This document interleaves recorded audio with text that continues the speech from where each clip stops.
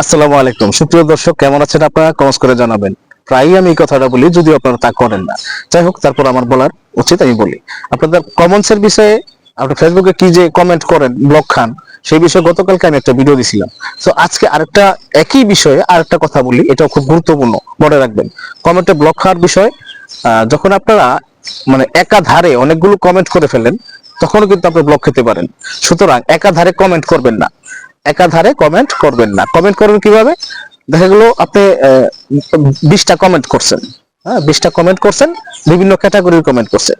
তো এই যে 20টা কমেন্ট করার পরে আপনি 1 ঘন্টা থেমে যান, 1 ঘন্টা কোনো কমেন্ট করবেন না। আবার 1 ঘন্টা পরে 20টা কমেন্ট করতে পারবেন, আবার থেমে যান। এরকম ভাবে যদি থেমে থেমে আপনারা কমেন্ট করেন, তাহলে আপনারা কমেন্টে ব্লক হওয়ার সম্ভাবনা একেবারেই কম। এবং সবসময় চেষ্টা করবেন যেন বিভিন্ন ক্যাটাগরির কমেন্ট করা যায়, একই ধরনের কমেন্ট বারবার করবেন না। যদি একই ধরনের কমেন্ট বারবার করেন, তাহলে আপনারা ব্লক খেতে পারেন। সুতরাং এই ছিল আজকের ভিডিও। ভালো থাকবেন সকলে। আসসালামু আলাইকুম।